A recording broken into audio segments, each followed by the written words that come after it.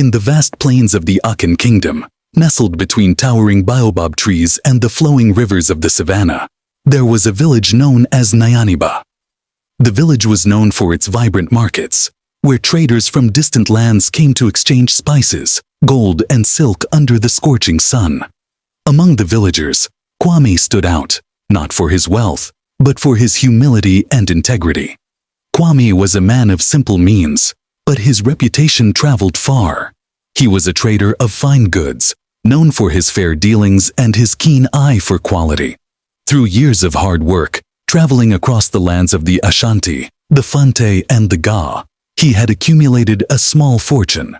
His dream was to settle down, to build a legacy, and to marry a woman who would share his love for the land and community.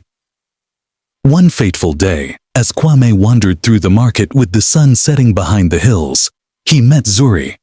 She appeared like a mirage in the golden light of dusk, her movements graceful, her laughter infectious, and her beauty mesmerizing. She wasn't from Nyaniba, and her origins were as mysterious as the sea that lay beyond the village. Zuri told tales of distant kingdoms, of trading routes that stretched across the Sahara, and of a life she yearned to live in peace and prosperity. She spoke of dreams of building a grand home, acquiring fertile lands, and becoming the most prosperous couple in the region. Her voice carried the promise of adventure, and Kwame, who had spent his years working tirelessly, found himself enchanted by the vision of a life shared with her.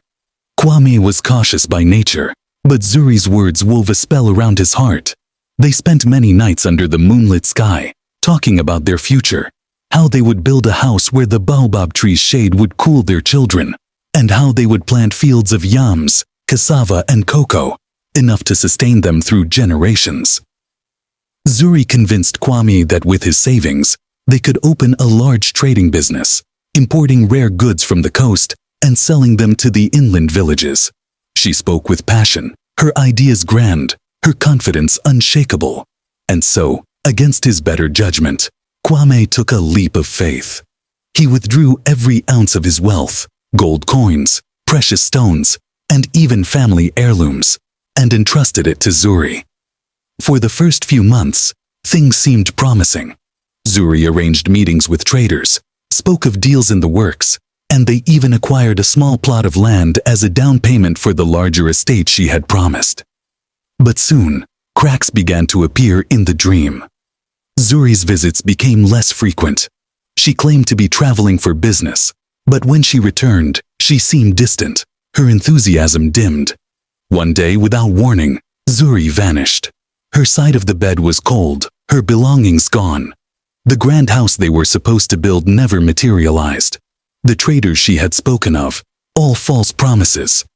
Kwame, left alone in an empty house, felt his world collapse. The villagers, once envious of his supposed fortune and love, now whispered behind his back, some pitying him, others mocking his gullibility. Kwame's pride was shattered, but what pained him more was the betrayal of trust. He had poured not just his savings but his heart into Zuri, and now he was left with nothing. Desperate for answers, Kwame traveled to the surrounding villages, searching for any trace of Zuri. He went to the coast, where merchants told him they had heard of her, a woman who moved from town to town, leaving behind a trail of men like him, heartbroken and penniless. Each story of deception was worse than the last.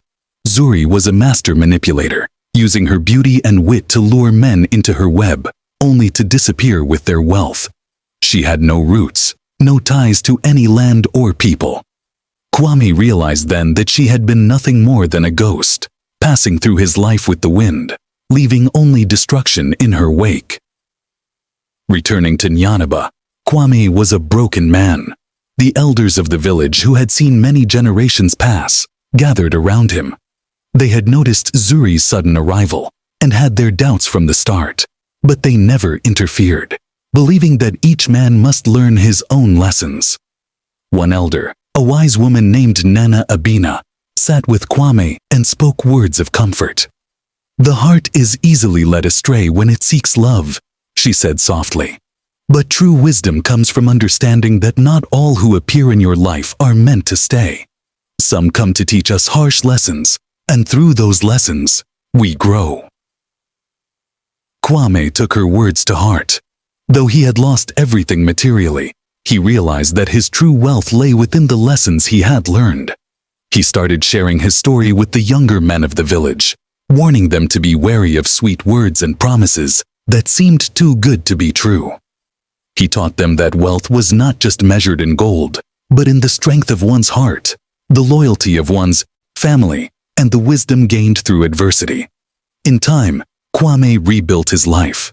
He never regained his fortune, but he found something more valuable: peace of mind and the respect of his community.